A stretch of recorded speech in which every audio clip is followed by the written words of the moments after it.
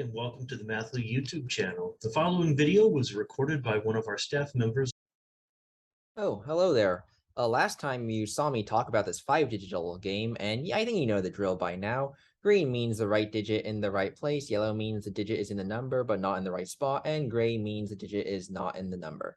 But now this time I volunteered to code up a version of this game myself, and I've been spending a lot of time almost all day trying to get my program to work. Unfortunately, I've been encountering a lot of bugs in my setup of this game where the colors just don't show up when they're supposed to show up, and vice versa. So now I'm trying to think about the possible ways to color a 1, 2, 3, 4, 5 if the given number is not divisible by 2, 3, or 5. Time to think about how this divisibility works. Okay, if it's not divisible by 2, it can't end in an even number. If it's not divisible by 5, can't end in 5. But then there's also the divisibility rule of 3, where if the numbers cannot sum to a multiple of 3. Well, we've got to replace one of the digits because 1 plus 2 plus 3 plus 4 plus 5 equals 15. Oh, and the last digit is a 5, so that means it has to be yellow or gray. At this point, I'm going to need to divide up into a lot of casework, but then I want to make, since I'm a programmer and as a programmer, we run into edge cases so many times. So I want to make sure that every single case is covered and accurately done. I'll divide up into cases based on how many of those digits are gray. I'm going to start with all the digits being gray. Well, that means there's no 1, 2, 3, 4, or 5, which means there must be a 6, 7, 8, 9, and 0 in some order. But hold up, those digits sum to 30. No matter what, that's divisible by 3.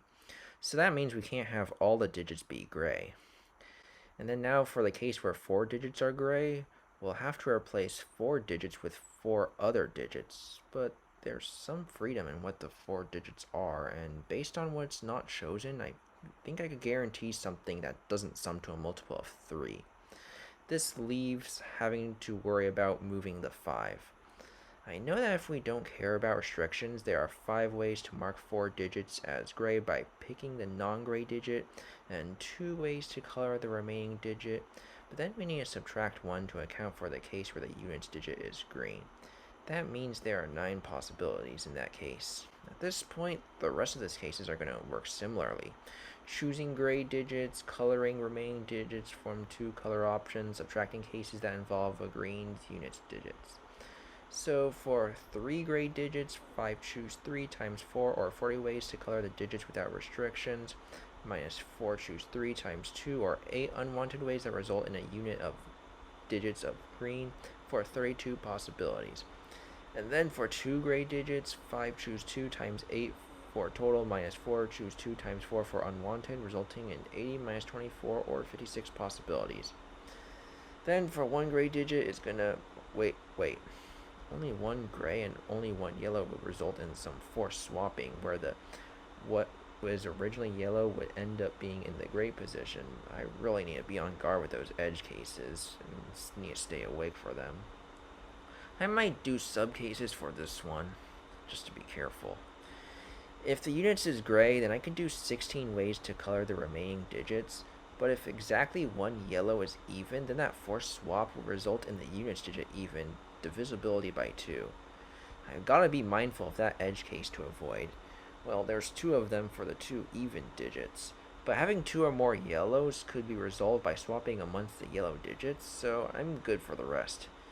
14 ways if the units digit is gray and there are no other gray digits. But the last digit that's yellow is fortunately more straightforward, I think. I mean, we have the freedom to choose an odd digit. There's 4 ways to pick a gray and 8 ways to color the remaining digits. That's 32 possibilities, or 46 possibilities in the 1 gray digit case. Alright, so I got done writing all these cases down and putting them in this organized table, so at least I have an idea on what on earth is going on. Well, all the cases are going to be different because they're all going to have a different number of gray numbers. I think we can just safely add them up, and then as a result, I can use a calculator and get that the result is going to be 143 possible colorings. Oh, all right. That's a lot of cases to consider. Gonna throw myself into managing the program from... Okay, I got a new notification.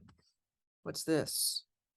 I got a message, and it's about not being hosed with my work. Oh, right. I've been giving myself all this work in this big programming project and spent all day trying to figure all that out. Not to mention over-focusing on my peculiarities and how that turns out rather than just getting it done.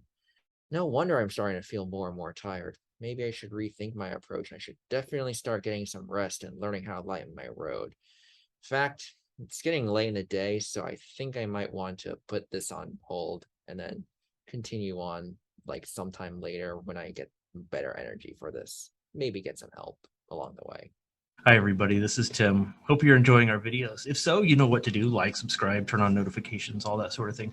But what I'd really want to invite you to do is to send us an email at media@mathleague.org. Tell us which problems you'd like to see us cover next in our video series. Take care and see you in the next video.